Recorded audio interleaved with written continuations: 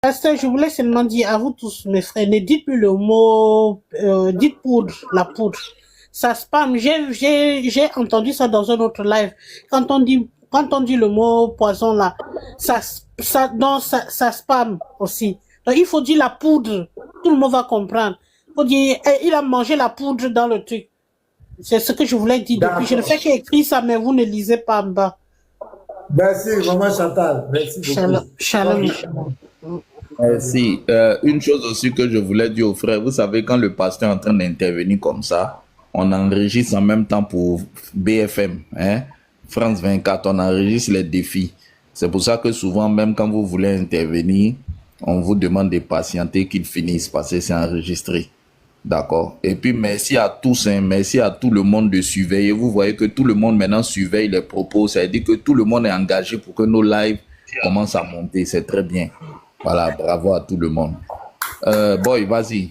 Oui, okay. Attends, Boy, attends, on va prendre Andropov. Attends, comme toi tu es là pour longtemps, Andropov avait demandé la parole. Shalom, comme je suis là, je voudrais juste faire une motion pour descendre, si c'est possible. D'accord, bon, Maman Emmanuel, vas-y. Oui, shalom, pasteur Ménage, shalom les frères, les sœurs. Que le Seigneur vous bénisse vraiment. Merci beaucoup pour les enseignements que vous nous donnez. Nous sommes richement bénis et vraiment c'était très important. Moi, je souhaitais réagir un peu par rapport à ce défi qui a été lancé aux prophètes de l'islam. Et en fait, moi, je me dis que dans la Bible, on a déjà vu ce genre de cas-là. Il y a Petit Marteau et le pasteur qui ont développé l'histoire de Daniel, de ses compagnons. Mais on voit aussi dans le livre de 2 Rois, dans 2 Rois, le chapitre 4, à partir du verset 38, on nous parle également de cette nourriture, de ce potage qui était empoisonné. Là, il n'y avait pas de défi, c'est-à-dire que ce sont des choses quotidiennes qui peuvent arriver.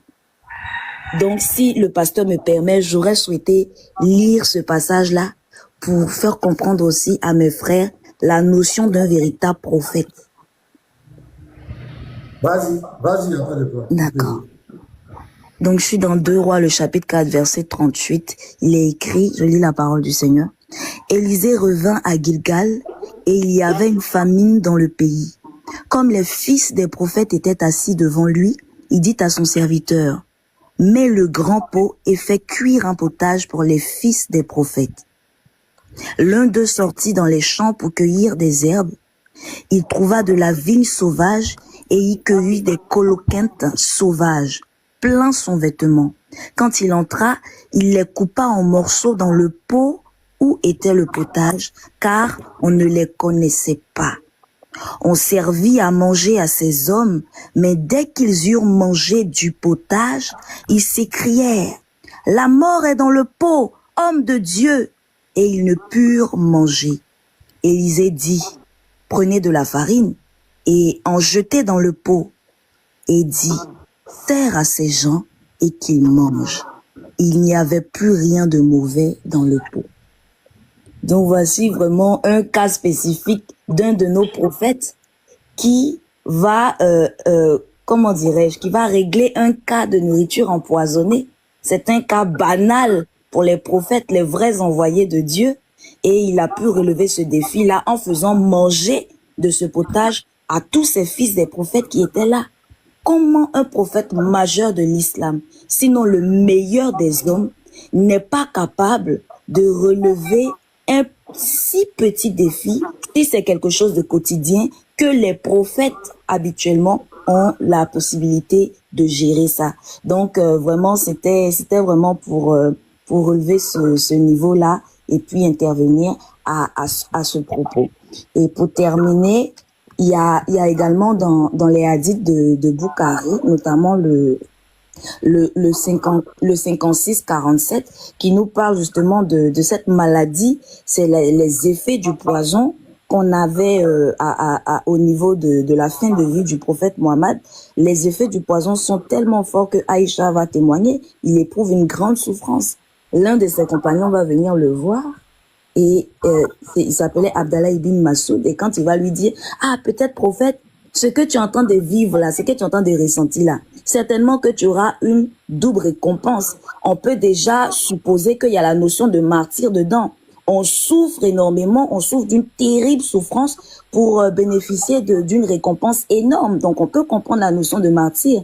Et le prophète de lui répondre que oui, oui, effectivement, mais il n'y a aucune souffrance qui atteint le musulman sans qu'Allah le dépouille de ses péchés, comme l'arbre se dépouille de ses feuilles. Donc la question que je me pose, si Allah a pardonné tes péchés passés, présents, futurs, pourquoi Allah se sert de cette souffrance, de ce défi que cette dame-là t'a lancé, pour pouvoir régler encore les comptes ou bien te dépouiller de d'autres péchés? Donc finalement, je suis d'accord avec certains de ses frères qui disent que Allah est participant de cette sanction-là. Donc effectivement, Allah fait vérifier ici que le prophète n'est pas un vrai prophète.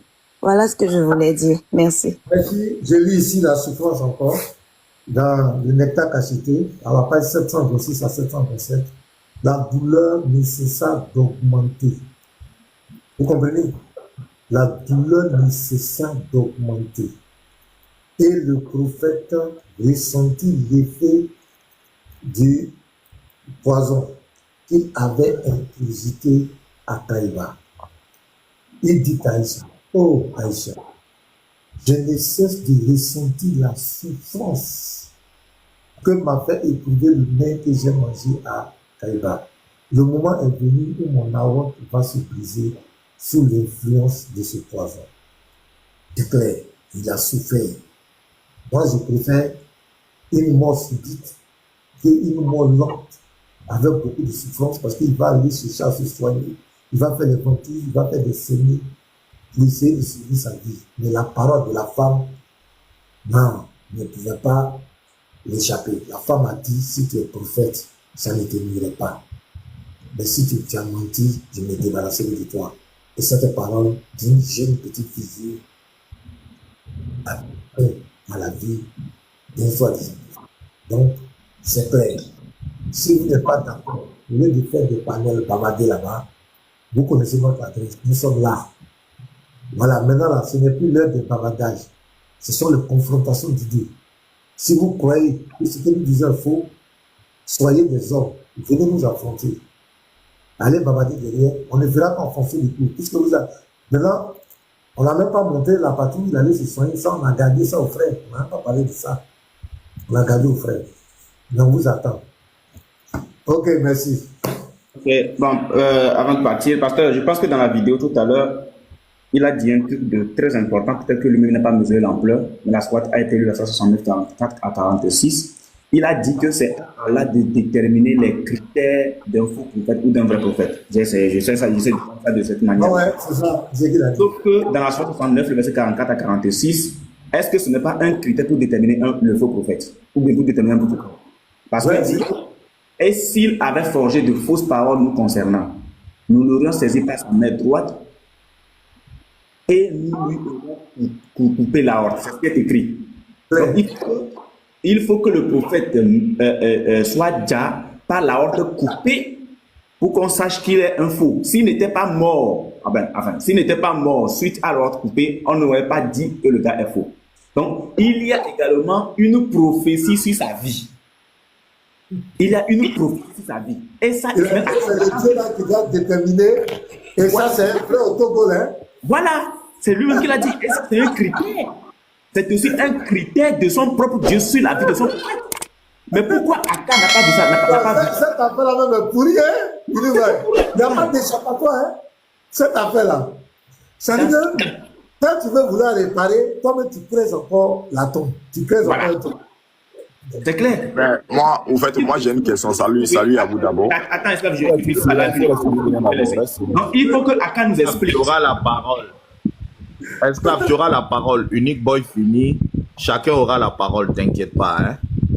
Vas-y, boy. Il faut que Aka nous explique. Ismaël Aka, selon ton prophète, avant sa mort, qu'a-t-il dit? Qu'a-t-il dit? Nous, on va t'aider. Je cite. Je ressens encore les douleurs de ce que j'avais mangé. Non, Unique boy, ce n'est pas la première question. La première question que tu dois la poser. Est-ce que la sourate 69, 44, 45 est un critère. Voilà. Ouais. Est-ce que c'est un critère? Aka, est-ce que la 69, 44 à 46, est-ce que c'est un critère? Si c'est un critère, viens nous dire, viens nous expliquer cette parole de ton prophète avant même son décès. Je ressens encore les douleurs de ce que j'avais mangé le jour de Kaïba.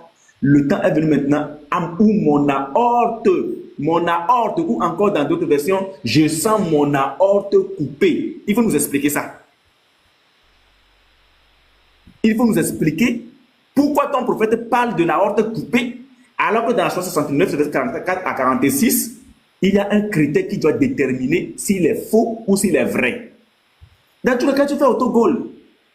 Quand tu fais autogol, en fait, laissez de côté vos histoires de rester loin, et de lancer des paroles sans pour autant avoir une preuve de ce que vous dites. Tu sors des histoires, tu rentres dans la Bible, mais viens affronter les apologètes.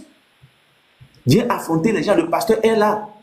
Il faut dire au pasteur, bon pasteur, sur le critère de la mort du prophète là, moi je te défie. Je vais te prouver qu'à partir de cette mort, le prophète est un véritable vrai prophète. Le pasteur de son côté va dire, à partir de la mort de ton prophète, lui aussi va prouver que le prophète est un véritable faux prophète. Dans tous les cas, c'est véritable. Donc, il y a un véritable qui est vrai, il y a un véritable qui est faux. Voilà. Donc, c'est ce, pasteur, c'est ce que moi je voulais ajouter. Merci, Ivoy. Je vous laisse. Très bonne journée. C'est fort. Merci, Ivoy. Bonne journée à toi aussi. Ok, moi, il ne va pas être long. D'abord, shalom à tout le monde. Que le Seigneur vous bénisse. Parce que maintenant, moi, il y a une question il y a deux petites questions à te poser. Lorsque la femme juive a dit à Mohammed que si tu es roi, je vais te tuer.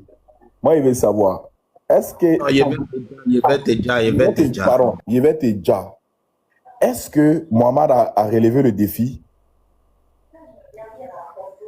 Tu peux la question à qui? Moi, quoi? Oui, à tout le monde. Est-ce que Mohammed a relevé le défi? Oui, il a relevé le défi. Il a relevé le défi en disant... La dame a dit, si tu es vraiment prophète, ça ne va pas te nuire. Lui, il a relevé le défi dans Sahih Muslim 2190 en disant, Allah ne va pas te permettre de faire ça. Ouais. Voilà. Maintenant, petit matin peut afficher. Maintenant, qu'est-ce qui s'est passé? Et il a... Question, Allah a permis ou bien Allah n'a pas permis? Donc, Allah a permis, chaos sismique. Et pourquoi Allah a permis? Sourate 69, verset 45. Voilà. Parce que maintenant, il n'y a pas d'échappatoire dans ce hadith-là. Deuxième point, il utilise l'argument en disant que il a tenu 4 ans. Est-ce que la femme juive a donné un délai? Elle n'a pas donné de délai. Chaos encore debout. Parce qu'ils n'ont qu'à laisser ce verset-là. Ils n'ont qu'à laisser. C'est pas la même chose. Hey. Non, là, on dit... Quand il parle, on enfonce le clou. Quand il parle, on enfonce le clou. Quand il parle, on enfonce. Voilà. Il y a des musulmans qui sont là. Andrew, tu as fini? Donc ça, c'est encore un chaos anthropovique. Ce sont les plaisantins. Oh. Regarde les âmes. Il y a Esclave d'Allah qui est là, il y a Mohammed qui est là. Esclave d'Allah, salam alaikum. Esclave, tu es là? Shalom, comment allez-vous? Shalom, vas-y, tu as la parole. Ok, merci beaucoup. Voilà, comme nous le savons, salut à vous tous mes frères. On a vu au fait que les chrétiens sont en train de parler de la mort des prophètes en oubliant ce que les écrits même disent. La mort des prophètes que vous avez parlé, le verset que vous avez lu, moi je pense que vous n'avez pas lu le verset correctement en fait. Vous devrez bien lire le verset. Qu'est-ce que Allah a dit dans ces versets? Tu vois? Donc il faut lire bien le verset. Non, le verset que vous dites que la haute a été coupée là. D'accord, attends, on va mettre Petit Mato en grand. Petit Mato, tu es là? Ah, Moulou met en grand. On va me donner le verset. Voilà, Petit Mato, il faut afficher le verset, il va bien lire et puis il va nous expliquer. Le layout coupé là. C'est 69. 369. Oui, 69. Verset 44. Et s'il avait forgé quelques paroles qu'il nous avait attribuées, Nous l'aurions saisi de la main droite. Verset 46. Ensuite, nous lui aurions tranché la haute. Esclave dans la vase, on t'écoute. Ok, merci beaucoup. Attends, moi, je vais prendre le verset, ça serait plus mieux, hein? Voilà. Voilà, on va prendre 46 ici. Voilà, au fait, le problème est que ce verset, d'abord, vous dites que la haute a été coupée. Le verset ne dit pas que la haute a été coupée. C'est ça le problème. Le verset vous dit que si il avait. Parce que c'est ce qu'on appelle. En fait, il y a quelque chose que vous n'avez pas compris. Non, attends, vous m'avez donné la parole. Non, doucement d'abord. Vous m'avez donné la parole, laissez-moi parler. Écoute, on veut te comprendre. J'ai pas bien compris ce que tu as dit là. C'est pas pour parler. Tu dis le verset ne dit pas quoi? Le verset ne dit pas que la haute a été coupée. On dit si, il y a une condition ici. Je pense que vous comprenez très bien le français. Maintenant, le prophète, lui, quand il voulait mourir... Est-ce que dans ce verset, il y a une condition? C'est une question que je pose. Est-ce qu'il y a une condition? Oui, il y a une condition. La condition ici, c'est quoi? On dit, si il a attribué de fausses paroles à Allah, il va mourir la haute coupée. Est-ce qu'on a parlé de poisson dans ce verset? Maintenant, le prophète, quand il voulait mourir... Mon frère, calme-toi, calme-toi. Moi, je suis très serein. Non, après, regarde, quand tu me poses des questions... Regarde, mon frère, calme-toi, reste serein. Regarde toi aussi, regarde, je vais te dire quelque chose. Tu vois, moi, quand tu me poses une question, je réponds directement. Tu m'as demandé, il y a condition, il n'y a pas condition. Exactement. Attends. Tu m'as demandé, il y a condition, il n'y a pas condition. Tu dis, il était répondu direct, il y a condition. Tu m'as demandé, la condition, c'est quoi? Il a dit, Allah dit que s'il attribue de fausses paroles à Allah, son naot sera coupé. Maintenant, toi aussi, réponds à ma question directement. Quand le prophète voulait mourir, il a dit quoi? Quand le prophète voulait mourir, il est mort. Chacun de nous va mourir. Non, qu'est-ce qu'il a dit? Non, c'est pas ma question. J'ai dit, qu'est-ce qu'il a dit? Il a dit quoi? Le prophète a dit quoi? Petit Mato, plaque le test. Attends, Petit Mato, plaque le test. T'as vu, non, moi, quand on me répond question, il répond. Hein. Plaque le test. Voilà. C'est à ce moment-là qu'elle m'a sectionné la haute. Voilà, le prophète dit quoi ici? C'est ce que vous avez lu là, ça vient d'Allah? C'est le Coran que vous avez pris. Non, je n'ai pas demandé Allah. Écoute-moi, d'Allah. Tu veux pas aller prendre une équipe pour attribuer ma question. Non, je peux pas répondre ma question. Je peux pas répondre ma question. Esclave d'Allah, je n'ai pas parlé d'Allah ici. J'ai pas dit Allah dit quoi, j'ai dit. Mais on peut pas. Quand le prophète écoute ma question, je peux pas attribuer quelque chose que Allah n'a pas dit. Moi, serein, pardon. J'ai dit, quand le prophète voulait mourir, lui-même le prophète, il a dit quoi? Il n'a pas dit Allah a dit quoi. Il a dit le prophète a dit quoi lui-même. Voilà ça. D'abord, le verset que nous avons lu ici là, on dit, prophète alayhi salam, il parle uniquement que la parole d'Allah.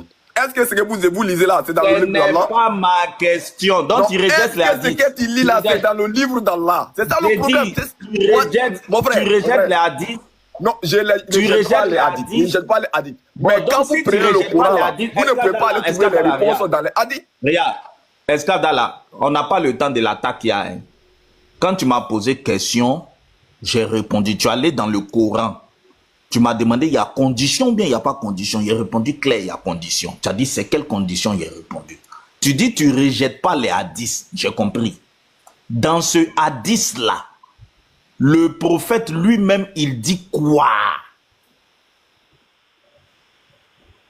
C'est ça ma question. Ok.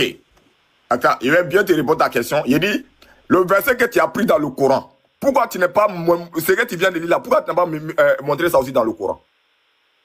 Parce que vous ne pouvez pas aller prendre n'importe qui. C'est ça qui est votre problème. Le prophète est dans le Coran.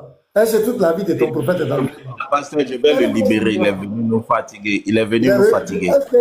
Quand tu poses une question, quand on répond, on te pose une question, il faut répondre. Voilà. Mohamed, salam. Il est venu nous fatiguer. C'est pour faire baisser. C'est pour faire baisser l'audience. C'est pour nous fatiguer. Mon frère, il ne faut même pas. Mohamed, salam. Tous les musulmans, ils savent très bien que les hadiths de Al-Bukhari, ils sont authentiques. Attends qu'on te passe la parole. Adri aussi, le frère, il est beaucoup zélé. Faut être patient. Attends. Mohamed, salam. Mohamed dit dans rouge. Hein. Oui, shalom à vous. Shalom, shalom, Comment shalom ça à va? vous. Voilà. Mohamed, Allô? Vous moi, m'entendez? excuse-moi, j'ai une préoccupation. Est-ce que le ministère de ton prophète a été défié par la femme juive? Est-ce que ça a été défié d'abord? Bon, Est-ce je que la pense femme que juive a avant de répondre à défié ta son ministère? avant de répondre à ta question, j'aurais cru entendre que vous dites qu'il y a des musulmans s'ils ont envie de parler. C'est ce que vous avez dit, non? Non, je viens. Tu sais bien que quand tu montes sur nos panels, on donne toujours la parole.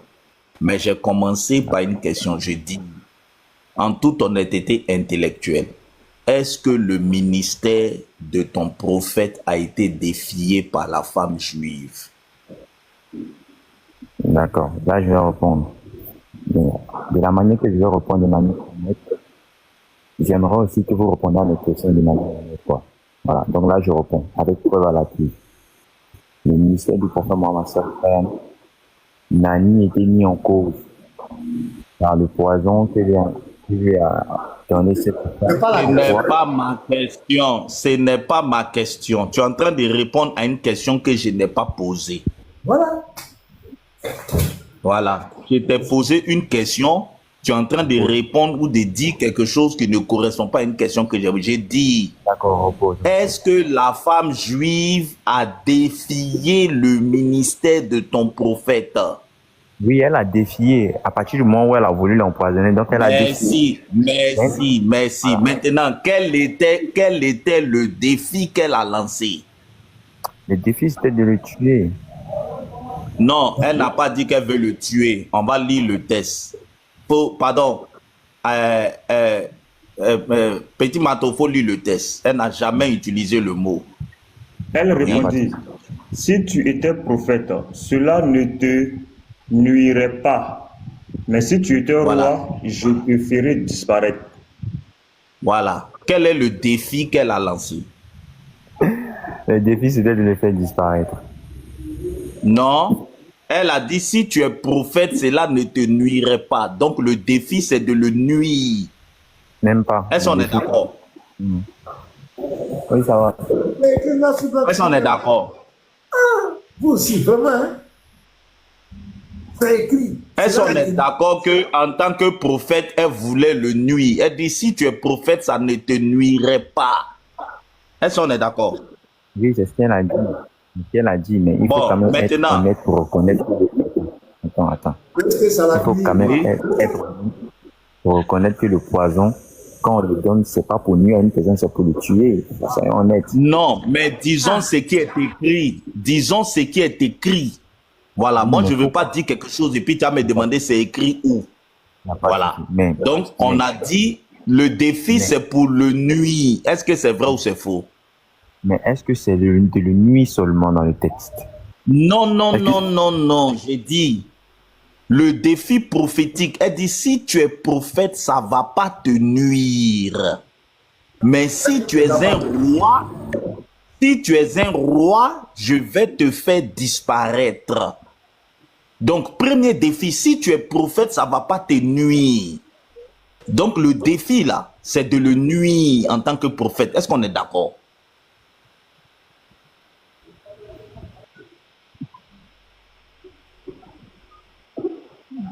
Oui, en partie.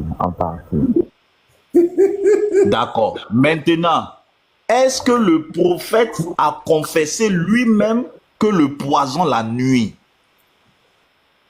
Oui, effectivement, il a confessé. En conclusion, le prophète a-t-il pu relever le défi de la femme ou bien il n'a pas pu relever le défi de la femme? Puisque le défi de la femme, c'était de le nuire et le prophète a confessé que ça la nuit. Il a relevé le défi ou bien il n'a pas relevé le défi? D'accord, il a relevé le défi. Pas nuit. Ça la nuit. Mais comment ça peut le nuire? Comment ça la nuit et puis il a relevé le défi? Parce que l'objectif de la femme, c'était de le faire disparaître.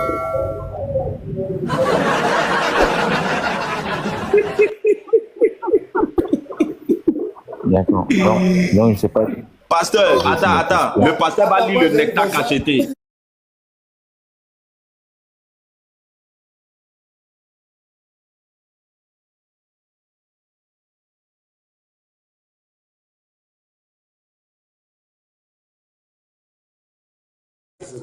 Et donc, Va ici, là. et c'est ça qu'il a déjà. Tu as le nectar cacheté, vas-y, dis. C'est ça, Mato, c'est ça. C'est ça. Ta douleur s'intensifiait mêlée de l'effet du poison qu'il avait consommé à Kaïbar. À cet égard, il disait, Aïcha, je ne cesse de sentir l'effet du maître que j'avais consommé à Kaïbar. Je sens à présent mon artère aorte se rompre à cause de ce poison. Mohamed, est-ce que depuis que le prophète a consommé la nourriture jusqu'au moment où il allait mourir, est-ce qu'il a eu un moment de répit? J'ai pas compris. J'ai pas compris. Allô? Sinon, dans le hadith même, on dit que c'est ça qu'il a déjà, hein. Le 45-12. Petit Mato, mets le 45-12. Dedans même, on dit que c'est ça qu'il a déjà. Allô? Non, puis il travaille en soudit. Vous me recevez? Ouais, on te reçoit. Il bug. Non. Il bug, Mohamed. On dit la douleur qu'il a tué. Faut lire, tu vois. C'est ça même qu'il a déjà.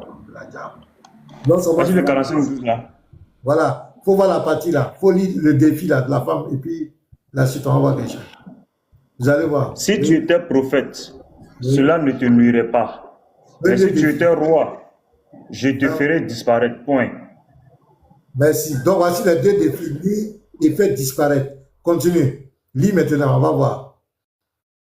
Je te ferai disparaître. Le messager d'Allah donna alors un ordre à son sujet et elle fut déjà. Oui, maintenant lis la suite. Il a ensuite parlé de la douleur qu'il a déjà. Donc il y a deux choses ici. La douleur, ça la nuit, disparaître, c'est tuer. Donc les deux orties de la femme Petit Matos ont été atteints, oui ou non? 100% affirmatif. Les douleurs, ça c'est nuisance. Disparaître, ça la déjà. Donc les deux objectifs ont été atteints. Il y a 45.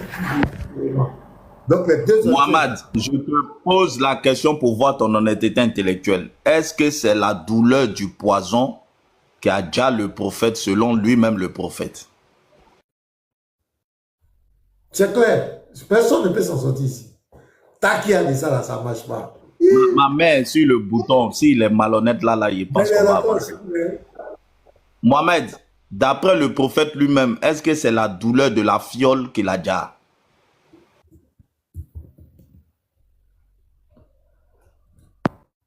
Bon, quand tu dis est-ce que c'est la douleur de la fiole qu'il a déjà, je ne vois nulle part dans le texte où il dit que le poison, il l'a tué en fait. Parce qu'au moment où il parle, il dit que son aorte est rompue. Je pense que quelqu'un qui a la aorte rompue... Attendez, je suis en train de reprendre. Attends, Petit Mato va relire. Moi, je ne veux pas de malhonnêteté intellectuelle. Il n'a pas bonne connexion. Lui a parlé du Messaïd d'Allah. Lui a parlé du Messaïd d'Allah. Lui a parlé du Messaïd d'Allah. Il n'a pas bonne connexion même ici. C'est ça, non? Le messager d'Allah donna un ordre à son sujet et elle fut déjà. Il a ensuite parlé de la douleur qu'il a déjà. De la douleur qu'il a déjà. C'est quelle douleur qu'il a déjà? Mohamed, c'est quelle douleur qu'il a déjà? Mais là, c'est pas le prophète qui parle. Soyons réalistes. Relis, pardon. C'est pas le prophète qui parle. Il a ensuite parlé, là, c'est qui? Le messager d'Allah, là, c'est qui? Le messager d'Allah, c'est qui? Attendez, on va doucement. Est-ce que c'est lui qui parle là? C'est le prophète. Le messager d'Allah, c'est qui? Le messager d'Allah, c'est qui? Votre problème aussi, vous n'aimez pas répondre aux questions. C'est ça votre problème. Vous me posez des questions, je réponds. Le messager d'Allah, c'est qui? On va avancer. Pasteur, on va avancer. C'est un live où on n'a pas le temps. Ils ne sont pas honnêtes, ces enfants. On va avancer. C'est un live où on n'a pas trop le temps. Vous ne... Bako qui est là, hein. Il y a Bako qui est là. Bako, donc Yusuf, lui là, lui c'est un baba, c'est pas la tête. Va venir là. Descendez-lui. Lui là, c'est quelqu'un qui n'est pas stable dans la tête. Il devait quoi? Pasteur, il devait quoi? Ah, pourquoi faire ça? Je ne parle pas de toi, je parle de Youssouf. Je ne parle pas de toi. Lui, il est dans le bruit aussi. Ah. Donc, les gars, c'est clair. Voilà, le deuxième sujet que je voulais aborder, c'est par rapport aux conversions. Je vais me mettre en grand. Voilà, il y a une rhétorique actuellement qui sort, on fait croire aux gens que ce sont des chrétiens qui se convertissent, des chrétiens qui étaient chrétiens qui se convertissent. Et attends, Doyen Simon, et puis deux jobs, si vous avez quelque chose à dire, parce que on va changer de cap. Je vais rentrer un peu dans les Non, conversions. franchement, pasteur, là, le champion, c'est toi. Là, franchement, honnêtement, là, c'est le meilleur argument que j'ai entendu là depuis les dialogues entre, tu vois, depuis les trucs entre chrétiens et musulmans là. L'argument que tu as sorti là, c'est KO. Il n'y a pas d'échappatoire en fait. Il n'y a pas d'échappatoire. C'est ça. Ça, c'est le meilleur argument que j'ai entendu pour l'instant. Là, franchement, moi, je pense que tu devrais organiser plus de live pour être encore plus connu mondialement. Tu vois? Parce que là, il n'y a pas d'échappatoire, ce truc. Le prophète lui-même, il a prophétisé que c'était un faux prophète. Il a fait un autogol, là. Tu peux rien dire, en fait. Tu vois? C'est écrit, c'est des textes. Là, ils peuvent pas dire, oui, citez-moi les textes.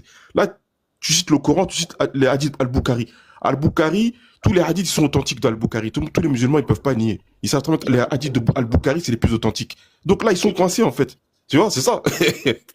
Là, moi, je pense que tu devrais organiser plus de débats, là, pour te faire connaître mondialement.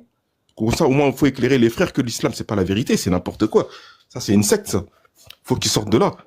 Non, franchement, c'est très très bien que Dieu te bénisse, franchement. Franchement, mes respects. Non, franchement, c'est bien ce que tu fais. Merci, Diop. Il y a Papa Simon qui est là depuis. Mais pasteur, ce que moi je retiens de tout ce bruit qui se passe là, c'est que le débat a fait vraiment mal. Pasteur, le débat a tapé fort. L'aura du débat, ça a tapé fort. Et moi, je dis, je profite pour dire à Riles et aux autres, franchement, si vous voulez nous voir toujours dans les débats, il y a Von Reich qui veut un match retour, remettez le développement. Parce qu'un débat sans développement, un débat, c'est pas introduction, question-réponse et puis 40 minutes de, je sais pas, face à face ou échange libre. Non, ça, c'est pas un débat, ça. Un débat, c'est introduction. Chacun développe ses arguments 2 fois 10 minutes ou 3 fois 10 minutes selon l'importance du sujet. Et puis, il y a des séances de questions et réponses. C'est ça un débat. Voilà, c'est ça un débat. Papa Simon, tu as la parole. Shalom. Papa Simon, tu es là? Papa Simon. Ah, il doit être en réunion. Petit russophone, tu as demandé une motion avant qu'on donne la parole à Frère Céleste. D'accord. Shalom tout le monde, shalom pasteur. Vous m'entendez bien là? Oui, vas-y. D'accord. Ok, moi j'ai fait une remarque. Il y a un gros problème. Ça veut dire on se focalise seulement sur Mohammed. Or, le compagnon de Mohammed aussi est dedans. Parce que selon la foi chrétienne même, Jésus a dit dans Marc 16, 15 que ces enfants même là, même si on les empoisonne, ils ne vont pas mourir. Donc un enfant de Dieu même, si tu fais un complot de poison contre un enfant de Dieu, ça ne passe pas. Allah a dit, il y a Allah aussi qui a dit que lui, ses serviteurs aussi là, comment dire ça même, les complots contre ses enfants, ça n'a pas marché. Or, nous voyons dans le texte que le compagnon de Mohammed aussi là, il était musulman. Donc, normalement, le poison ne devait pas marcher sur tous les musulmans là-bas. Parce que si le poison a marché sur le compagnon de Mohammed, ça veut dire qu'on doit frapper sur les deux personnes là. Mohammed plus son compagnon. Parce que le poison ne peut pas tuer un enfant de Dieu. Jésus m'a déjà dit ça. Donc il voulait qu'il en frappe des deux côtés en même temps. Ils sont ils sont pris. Les mots là, c'est déjà, c'est pas tuer. Ja. Voilà. Donc, si on pouvait frapper sur les deux côtés, là-bas, c'est gâté. En fait, Russophone, russophone, on peut dire beaucoup de choses, mais il faut choisir l'argument où il y a le moins d'état qu'il y a possible. Sinon, tout ce que vous dites là, c'est bon. Mais il faut choisir l'argument où il y a le moins d'état qu'il y a possible. Voilà. Et quand on frappe la tête du troupeau, c'est la tête du troupeau qui est importante. Si le prophète même il a déjà, qui est musulman, quelqu'un dit c'est lui le premier, il va rentrer au paradis. Hein? Quelqu'un qui doit ouvrir le portail pour tous les autres, lui-même ça l'a limé, qui est musulman. Quand tu as déjà attrapé le chef des gangs là, tous les petits gangsters qui sont autour là, ils ne sont pas importants. Voilà. Une fois que tu as attrapé le chef des gangs, le gang est KO. Donc ça là, c'est bon, hein, mais il faut laisser ça. Voilà, le leader même est là, ça l'a, le leader même est là, ça l'a limé. Bah! Donc tous les petits oiseaux qui sont autour là, ils sont KO. Tu vois. Frère Céleste, vas-y frère, shalom.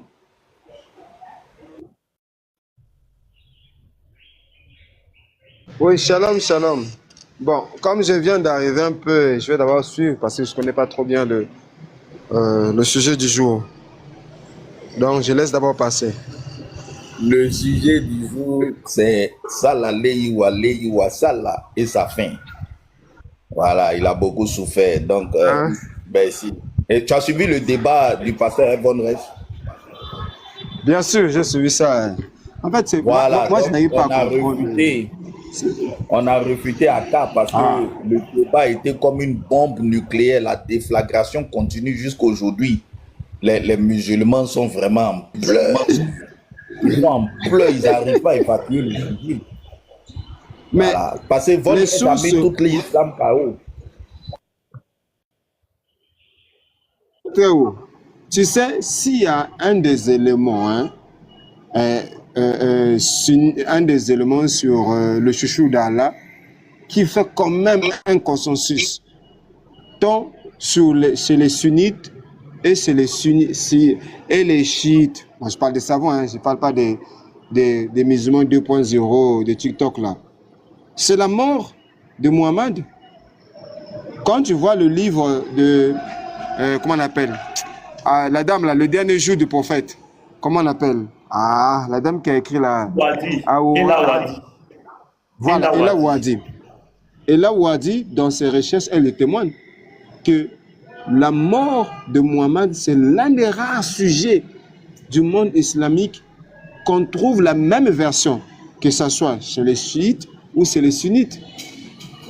Donc, parce qu'elle travaille avec les deux sources. Hein, et quand elle, à chacun de ces développements, elle a toujours cité une source. Et quand elle arrive sur la mort, comment le chouchou d'Allah a dit, mais elle cite les sources chiites et sunnites qui les deux sources racontent la même histoire. Que le gars c'est le poison qu'il a fait partie. Maintenant les musulmans à 2 balles là qui viennent de naître là, les noirs arabes là, qui pensent qu'eux ils connaissent l'islam mieux que ceux qui ont passé, veulent pas accepter ça. C'est leur problème. Lui-même, il dit que la viande que j'avais mangée, le mouton que j'avais mangé à l'autre là, ou comme ça là, voilà, Kaïba, continue à me faire mal. Il le dit, j'ai mal. Maintenant, toi, tu viens dire aujourd'hui que c'est pas ça. Alors que même les sources témoignent que non, il est mort de ça. C'est quand même incroyable. C'est quand même incroyable. Franchement. Si vous voulez créer un autre islam, dites-nous. Nous, notre islam à nous, Muhammad n'est pas mort par le poison.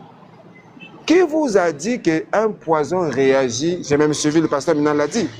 Un poison ne réagit pas toujours de la même manière.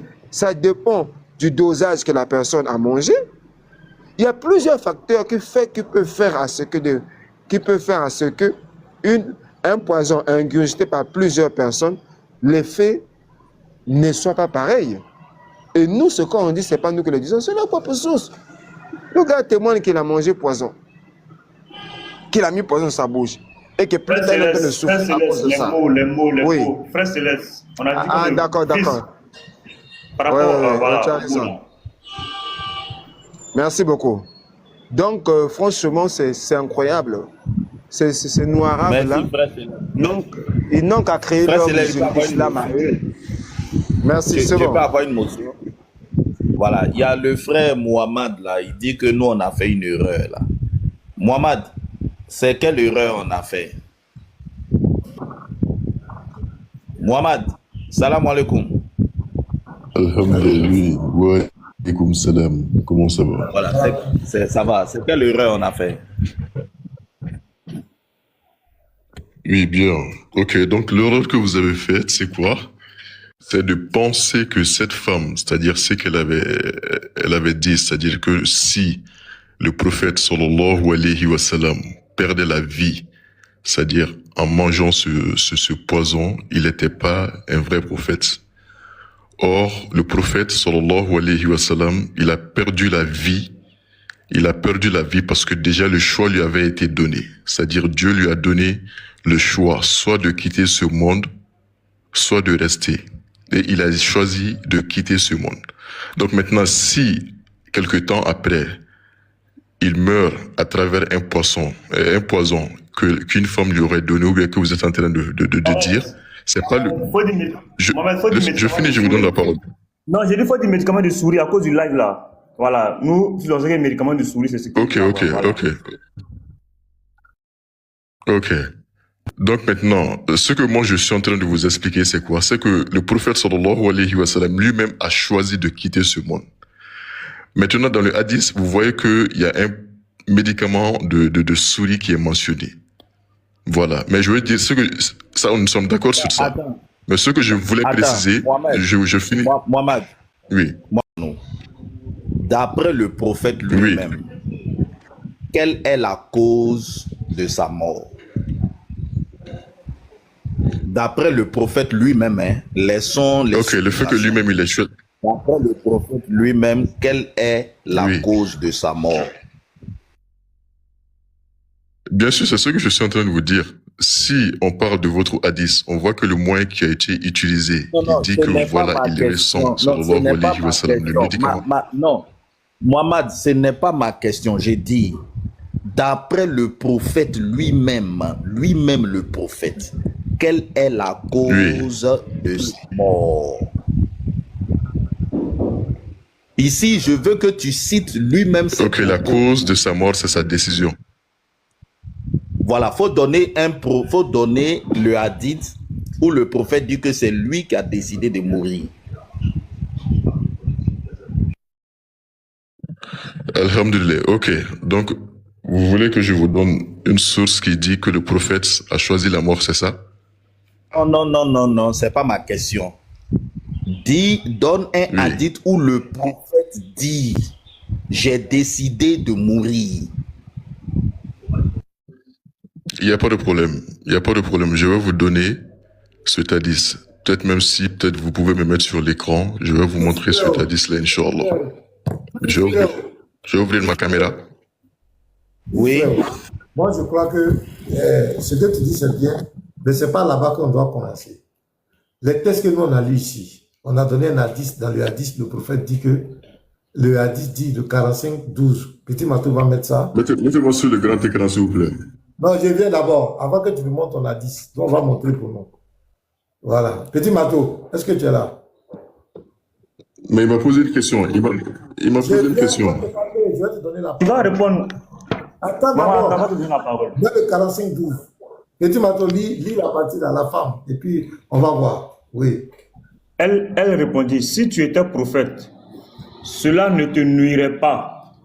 Mais si tu étais roi, je te ferai disparaître. Oui, continue. Le messager d'Allah donna alors un ordre à son sujet et elle fut déjà. Il a ensuite parlé de la douleur qu'il a déjà. Monsieur Mohamed, ici là, quelle était la cause de sa mort? Selon ces hadiths.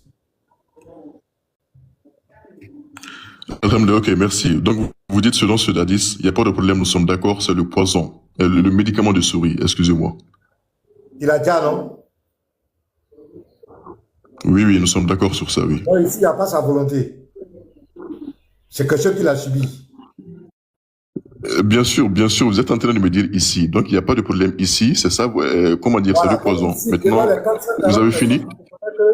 Est-ce que le hadith est faux? Est-ce que le hadith a menti? Le hadith est vrai. Merci. Donc, les frères, nous, on n'a pas compris. Merci beaucoup. Le hadith est vrai. Ok. Donc, tu as compris. Oui. C'est pas que nous avons écrit, puis le hadith Oui. est vrai. C'est le poison qu'il a déjà. Maintenant, on t'écoute. Alhamdulillah, merci beaucoup. Les médicaments de souris. Oui, oui, merci beaucoup. Effectivement, le hadith c'est vrai. Le hadith c'est vrai, vous n'avez pas menti. Sauf que, c'est-à-dire les sources se complètent. Peut-être que vous avez eu à faire face à cette source et il y a d'autres sources que vous n'avez pas vues. Donc, ça peut arriver. Je vais ouvrir ma caméra, je vais vous montrer quelque chose. Je suis toujours dans ce qu'on appelle dans Bukhari. Je suis dans un hadith dans Bukhari. Bon, c'est en anglais. The Prophet sallallahu alayhi wa sallam delivered a sermon and said. Il faut donner le numéro. Le numéro c'est 466. Ok. Voilà. Donc on dit Allah gave a choice to one of his slaves. Dieu a donné un choix à l'un de ses serviteurs. Vous voyez, ever to choose the role, c'est-à-dire soit il choisit ce monde, or what it is with him in the hereafter, ou bien il choisit la vie future. C'est-à-dire Dieu, subhanahu wa ta'ala, qui a envoyé le prophète, lui a donné le choix. C'est-à-dire soit il choisit ce monde, ou bien soit il choisit la vie. Attends, le hadith que tu es en train de lire là, est-ce que ça parle de Mohammed ou bien ça parle de tous les prophètes? Relis le hadith calmement et dis-nous ce qui est écrit dedans. Il n'y a pas de... Oui. Il n'y a pas de problème, il n'y a pas de problème. Le mieux serait que je lise le tout, comme ça serait clair. Ben, si tu ne peux pas traduire. Bon, Tu ne peux pas traduire pour lire en français. Je traduis ça, Inch'Allah. Faut faire juste un retour. Oui. Je vais te montrer la je traduis. Non, je traduis, Inch'Allah. Bon, je sais traduire quoi? Je sais traduire, je vais traduire. Je vais traduire, Inch'Allah. Voilà. Voici, c'est le même hadith. Donc, on dit, le prophète sallallahu alayhi wa sallam prononça un sermon et il dit, Allah a donné le choix à l'un de ses serviteurs entre choisir ce monde ou ce qui est avec lui dans l'au-delà. Il a choisi la seconde, c'est-à-dire il a choisi l'au-delà qui veut dire de quitter ce monde. Abu Bakr s'est mis à pleurer. Je me suis dit, pourquoi ce chèque pleure-t-il si Allah a donné le choix à l'un de ses serviteurs entre ce monde et ce qui est auprès de lui dans l'au-delà, et qu'il a choisi la seconde. Et ce serviteur est le messager d'Allah. Donc celui qui m'a posé la question sur ce panel, si on parle bien de Muhammad sallallahu alayhi wa sallam, ou bien si c'est un autre prophète, ici c'est bien précisé que c'est Muhammad sallallahu alayhi wa sallam. Donc maintenant je continue le hadith rapidement. Lui-même, Abu Bakr en avait plus que nous. Le prophète sallallahu alayhi wa sallam dit, oh Abu Bakr, ne pleure pas. Le prophète ajouta, Abu Bakr m'a beaucoup favorisé par ses biens et sa compagnie. Si je devais choisir un khalil parmi les hommes, j'aurais certainement choisi Abu Bakr, mais la fraternité et l'amitié islamique me suffisent. Fermez toutes les portes de la mosquée, sauf d'El Abu Bakr. Donc rapidement, je fais la conclusion et je vous donne la parole. En lisant ce hadith qui est dans Bukhari, donc qui est un hadith authentique, on voit que si le prophète est mort, c'est parce qu'il a eu à faire un choix que Dieu lui-même lui a posé. Donc maintenant, si le moyen qui vient après est fait, par exemple, par un médicament ou bien par quoi autre chose, quelle que soit la chose, mais ce qui est sûr, c'est que c'est lui-même qui a choisi d'abord. Si lui-même, il n'avait pas fait ça et qu'il avait choisi, la vie future, est-ce que les choses se seraient passées comme ça? Voilà, merci. Je te pose une question et je viens. Laisse-moi une Oui. Je te donne la parole. Vous voyez, les frères, les 450 personnes, c'est tout cela qui nous montre que leur prophète n'est pas un vrai prophète de Dieu. Parce que le hadith qui vient de dire n'a rien à voir avec la mort de leur prophète. C'est-à-dire que c'est comme si on te présente, est-ce que Pasteur Ménard, tu aimes bien les choses de la terre ou bien tu aimes les choses du royaume des cieux? Oui, moi, Seigneur, j'aime les choses du royaume des cieux, du ciel. Est-ce que vous comprenez bien? Ici, ce n'est pas en train de parler de la mort du prophète, que comment il est mort, et que la mort est venue, et puis là, non, non, non. Ici, on est en train de demander, c'est comme si on te parle, toi chrétien. On dit, petit Mato, est-ce que tu choisis, tu préfères les choses d'ici bas, tu préfères rester ici bas, ou bien tu préfères aller au ciel? Et puis petit Mato dit que moi, oui, je préfère aller au ciel. Ça ne parle pas de comment petit Mato est mort, comment il va quitter la terre, ça ne parle pas de ça. Ou bien il a dit, c'est moi qui l'ai mal compris. Si je l'ai mal compris, les frères, corrigez-moi. Alhamdulillah, ok, moi je vais rectifier. Donc, Parce que vous êtes en train de dire ici. Attendez. Attendez. Non. Petit Matomé le a dit. Ok. On a traduit en français. Ok. Voilà. Après, je pourrais parler, n'est-ce pas? Oui, tu vas parler. Si tu étais prophète, cela ne te nuirait pas. Mais si tu étais roi, je te ferai disparaître. Le messager d'Allah donna alors un ordre à son sujet et elle fit déjà. Il a ensuite parlé de la douleur qu'il a déjà. Voilà, ça c'est le premier. Mais son hadith qu'il a mis là, petit Matou. Ici c'est clairement. C'est Saïd Boukhari comme il a. 466. Voilà, 466. Je vais le hadith, on va voir les frères. Peut-être que c'est moi qui ai mal compris. Vous allez comprendre bien les gars. C'est comme si on vient devant toi, en tant que chrétien. Est-ce que les choses de la terre ou bien tu choisis les choses du ciel? Un truc comme cela. Lis. D'après Abu Saïd al-Khudri prononça un sermon et dit: Allah a donné le choix à l'un de ses serviteurs, ce monde ou l'au-delà. Il choisit la seconde option. Voilà. C'est comme si on vient te dire, est-ce que tu préfères ce monde ou l'au-delà? Entre les deux, tu veux quel? Est-ce que vous comprenez très bien? C'est-à-dire les choses de la terre ou l'au-delà des deux, qu'est-ce que tu veux choisir? Qu'est-ce qui te plaît? Qu'est-ce qui te sied? Écoutez très bien les gars, continue. Abou Bakr pleura. Je me dis, pourquoi ce cheikh pleure-t-il?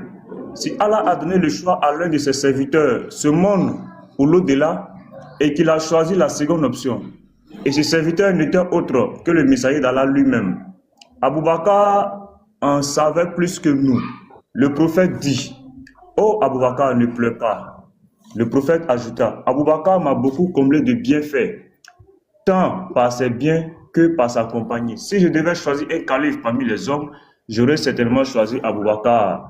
Mais la fraternité et l'amitié islamique me suffisent.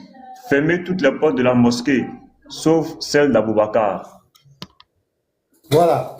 Maintenant ici, là, est-ce que ici, c'est la mort de Mohamed qui est venu et qui te dit qu'aujourd'hui, tu vas aller dans l'au-delà, tu vas mourir aujourd'hui, ou bien tu vas attendre. On présente quelque chose à un homme de Dieu. Est-ce que l'au-delà ou les choses de la terre, là, qu'est-ce que tu choisis entre les deux? En réalité, c'est un peu ça, ce que moi je comprends. Mais l'autre a dit, on entend te dire, sur un défi de la femme. La femme dit que si tu es prophète, le poison ne te nuirait pas, mais si tu n'es pas prophète, je me débarrasserai de toi. Et là-bas, on te dit que c'est la douleur du poison qu'il a déjà. Est-ce que là, il avait un choix? Non, il n'avait pas de choix. Donc, moi, c'est ce que je comprends. Moi, ça n'a aucun lien. Ça n'a aucun lien. En tout cas, c'est ce que moi, je comprends. Pasteur Mena, je peux lui poser deux questions. Je peux lui poser deux questions par rapport à son fils là. S'il vous plaît, est-ce que je peux répondre à ce que lui... Oui, attendez, s'il vous plaît. Vas-y. D'accord. Ok, merci. Déjà, vous avez parlé, vous dites que c'est ce que... J'ai dit frère Céleste, il veut dire quelque chose. Mohamed, attends, il va parler, puis tu vas parler. D'accord, merci. Monsieur Mohamed, dites-moi, le hadith que vous venez lire là, dans la vie de Mohamed, ça se passe avant le poison de Khaybar ou bien après le poison de Khaybar? Oui, c'est ce que je voulais. Je voulais répondre à ce que monsieur le pasteur a dit avant de venir à vous. Parce qu'il a dit des ambiguïtés. C'est ce que je voulais répondre. Laissez-moi le répondre, après je viens à vous. Inch'Allah. Donc voilà. Parce qu'il a lu le hadith. Il a lu le hadith. Et ce qu'il a voulu faire comprendre aux gens, c'est que ici, on parle pas de mort, mais de plutôt un choix. C'est-à-dire ici, on fait pas allusion à la mort, c'est plutôt un choix entre le mot, entre l'au-delà et ici. Déjà de un, le prophète, c'est-à-dire le choix ne se fait jamais au prophète de choisir entre l'au-delà et le bas monde. Parce que dans la logique chrétienne, dans la logique musulmane, l'au-delà, c'est ça qui est ce que Dieu veut.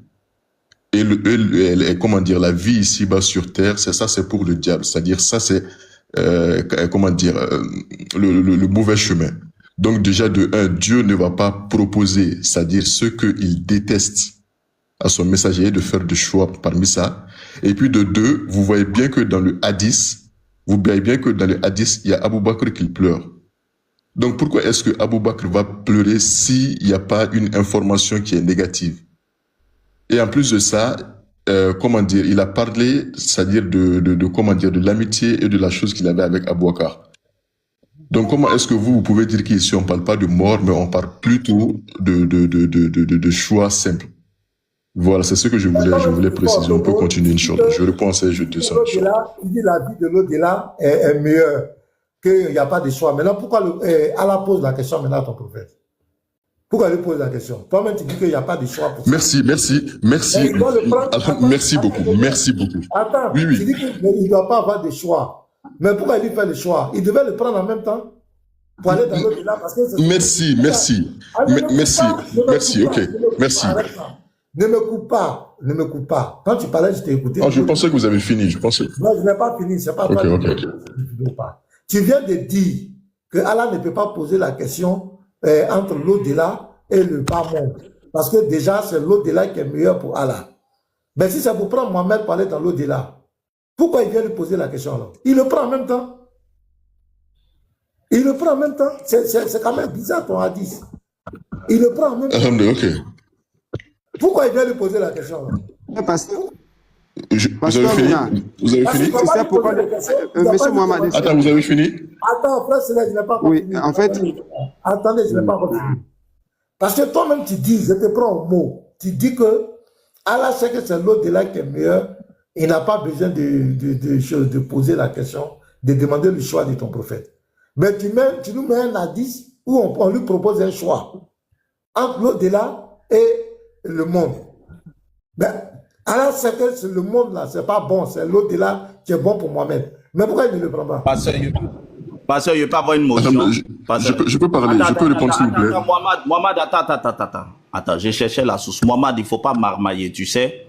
Le hadith que tu viens de lire là, ça parle d'un sermon du prophète, ça n'a rien à voir avec l'empoisonnement. C'est son dernier sermon. Attends, frère Céleste, je viens. Le sermon est contenu dans le livre de foi. Il a commencé ailleurs. Il a commencé par dire, celui qui aime la vie d'ici-bas souffrira, et celui qui aime la vie d'en haut, ça n'a rien à voir avec l'empoisonnement.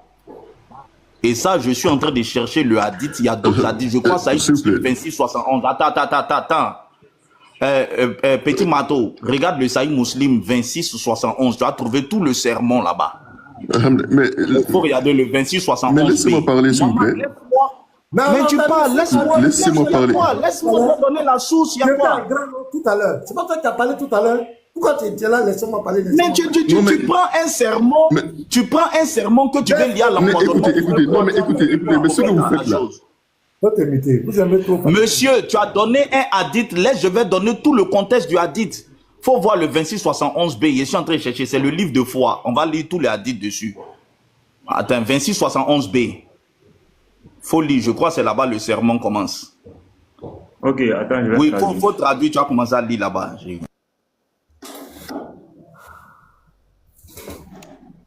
C'est pour avoir l'éclaircissement sur le contexte de ce hadith-là, il faut aller à la Sira. C'est dans la Sira, Mohamed proche de mourir. Ce hadith vient après Khaybar. Il était déjà empoisonné. C'est son dernier sermon qu'il dit qu'il va dire à ce gars que Allah m'a demandé entre la vie sur terre et la vie d'en haut. Qu'est-ce que je préfère? Dans ce hadith, ça vient après l'empoisonnement. Il est sous l'effet de l'empoisonnement. Quand il vient dire à ces gars que voilà, tel est le choix qui m'a été donné. Donc, le monsieur est prêt, est sur le point de mourir. Il est déjà sous l'effet du poison quand il prononce ce sermon-là. C'est son dernier discours. Non, c'est son pas dernier ça, sermon. fils. Non, c'est pas ça, fils. C'est ce que je dis. Il faut aller à la Sira. Si tu vas, petit Mato, si on va dans la Sira, on va retrouver le contexte hadith là. C'est le dernier sermon de Muhammad. Donc, il est déjà empoisonné. Il est sur le point de mourir. Ils sont déjà les effets du poison. Donc, au lieu que Allah le guérisse, au lieu que Allah relève le défi de la femme juive, il ne va pas relever le défi. Donc, nous, au final, Muhammad est toujours mort du poison. Donc, le hadith qu'il a ramené là, ne vient pas changer. Les mots. Pardon. Hein. Le hadith qu'il a ramené ne vient pas changer la circonstance à laquelle il a été djia. Ça ne change pas. Mais quand tu vas de la Sira, tu vas retrouver. Pardon. C'est là que je viens. Pardon. Petit Mato. Souna At-Timidi 2465. J'ai retrouvé. At-Timidi 2465. Il y a le Riyad Al-Sahilin 253, 254, 255. Toute la prédication même est là-bas. At-Timidi 2465.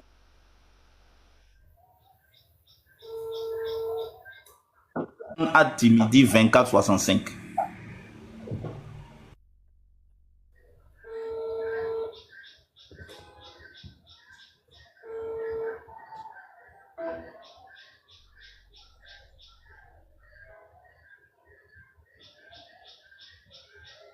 Et petit Mato. D'après Anas ibn Malik, le messager d'Allah a dit: quiconque fait de l'au-delà son but, Allah enrichit son cœur et organise ses affaires, le monde lui sera donné, qu'il le veuille ou non. Et quiconque fait du monde son but, Allah lui fera voir sa pauvreté et désorganisera ses affaires, le monde ne lui sera donné que sur son destin. Même enseignement dans la suite, je cherche le complet même, c'est dans la suite qu'il a dit que Allah lui a envoyé, Allah lui a demandé de choisir entre le monde d'en haut et le monde d'en bas, et il a choisi le monde d'en haut. Voilà, ça n'a rien à voir avec l'empoisonnement, c'était un sermon. Je viens, le texte est très long, c'est un Riyad Al-Salihin, je vais retrouver ça. C'est quel numéro?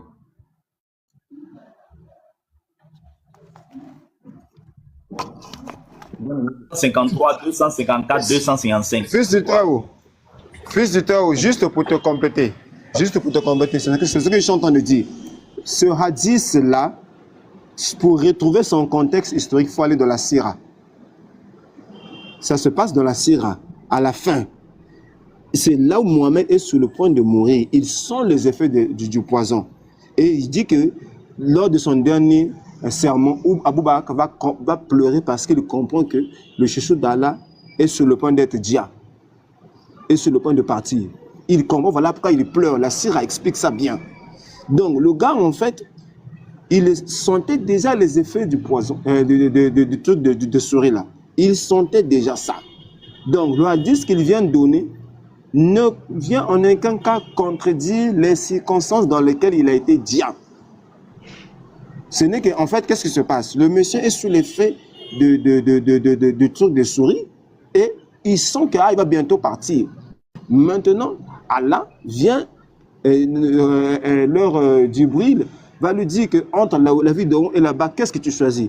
Il dit, j'ai choisi la vie d'en haut. Maintenant, le matin de ce jour-là, c'est là où maintenant il va faire son dernier sermon là. Et c'est dans ce sermon qu'il annonce à ces gars que bon, voilà, on m'a demandé de choisir entre le haut et le bas. Où est-ce que je vais? Ce sont les dernières pages. Petit bateau. Les dernières pages de la Sira de Muhammad. La version que tu as là, les dernières pages. Moi d'abord la page de couverture, s'il te plaît. Je pense qu'on va écouter d'abord le frère Mohamed, le temps que je trouve. Ah, donc, monsieur Mohamed, ce que tu dis, la Sira que tu rapportes là, le hadith que tu as rapporté, ne prouve en aucun cas que le chouchou d'Allah n'a pas été djia par le truc de souris. C'est une autre, c'est un élément qui se passe pendant qu'il est sur le point d'être djia. Si ce que je dis c'est faux, donne-nous le contexte du hadith que tu viens de donner là. Donne-nous le contexte de ça. Merci.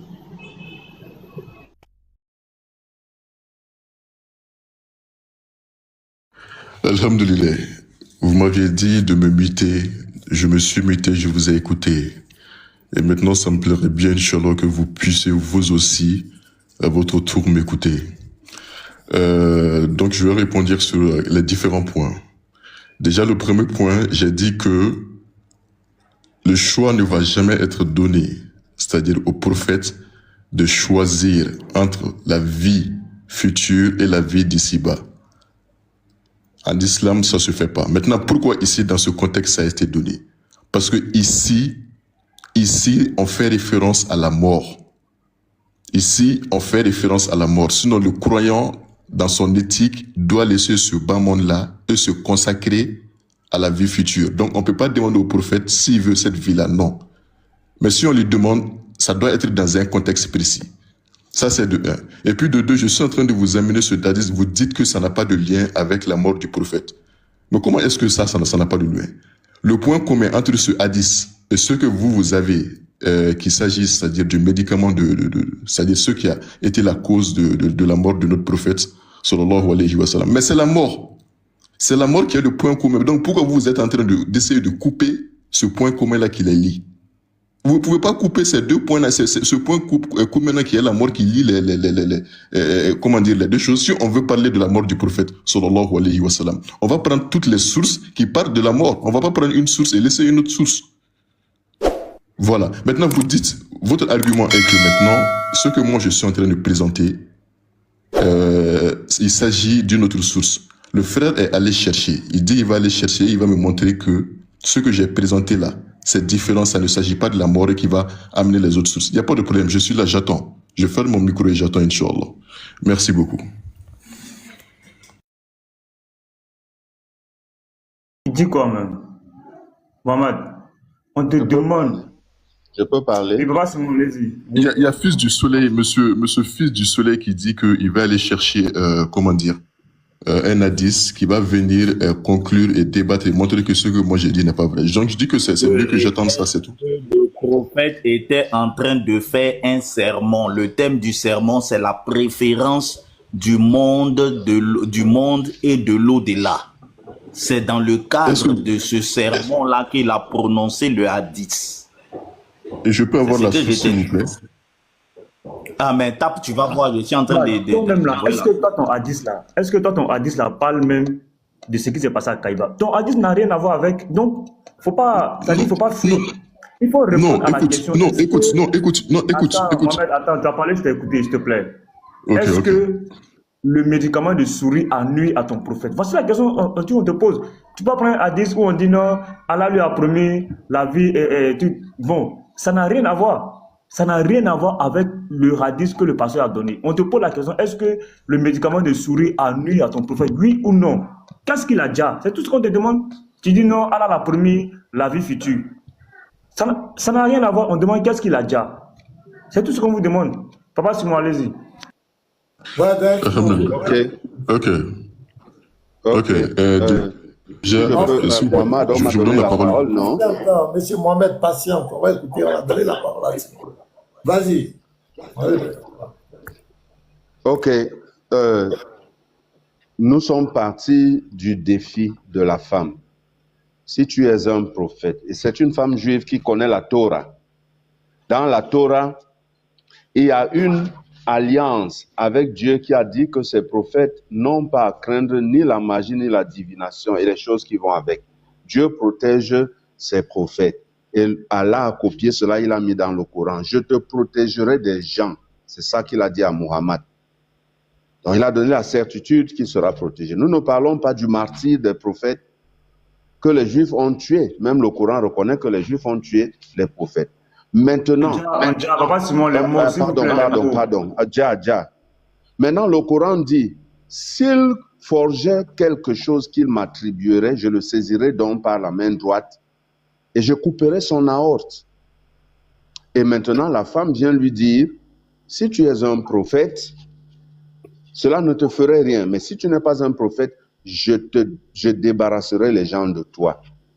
Et Mohammed, de sa propre bouche, selon tous les hadiths qu'on a pris, de sa propre bouche, pas Ahmad al-Qudri a raconté, pas ceci a raconté. Tout ce que Mohammed dit, il dit, je reconnais que je souffre de la douleur du mouton que j'avais mangé à Keybar et maintenant ça m'a coupé la horte. Oh, il y a un principe dans la parole de Dieu qui dit, la vie et la mort sont au pouvoir de la langue. Regardez le Coran. Toutes les imprécations que Mohammed a placées se sont réalisées contre lui-même. Parce que la vie et la mort sont au pouvoir de la langue. Et c'est lui qui a dit que s'il est un faux prophète, il mourrait la horte coupée. Et lui-même rend témoignage qu'il a, c'est son aorte qui a été coupée. Maintenant, tu as dit quelque chose de très important, Mohammed. Tu as dit, quand on traite un sujet, prenons tous ceux qui parlent de ce sujet. Je te propose cela, mon frère. Parce que Mohammed a dit à la juive, quand la juive est venue lui parler de ce qui allait lui arriver, il a dit, Allah ne permettrait pas cela. Il y a plusieurs hadiths qui le disent. Deuxièmement, Mohammed a dit qu'Allah ne permet jamais que le corps des prophètes connaisse la pourriture. 3 jours après, il est mort, son corps a pourri. Ibn Umar, le fils d'Umar ibn al-Khattab, et l'oncle de Muhammad qui était resté vivant, il avait un oncle qui était resté vivant, sont venus constater que son corps est devenu vert. Et il a dit à Abu Bakr et Umar, enterrez votre collègue, enterrez votre ami, car il sent déjà. Et c'est Muhammad qui a... Est-ce que je peux avoir cette source-là? Je suis au bureau. J'allais vous donner tous ces hadiths. Tous ces hadiths de ce que Muhammad avait dit de sa propre bouche. On va lire déjà le Sahih Muslim 2190 là. C'est un des hadiths que tu as cité. Où le prophète a dit Allah ne va pas le permettre. Petit Mato aussi, tu as le Sahih Muslim 2190. Ah. Ça va sûrement finir d'abord. Je viens juste de chercher un truc là. Non. Lisez le hadith et cherchez aussi le hadith où Mohammed a dit que les corps des prophètes ne se composent pas.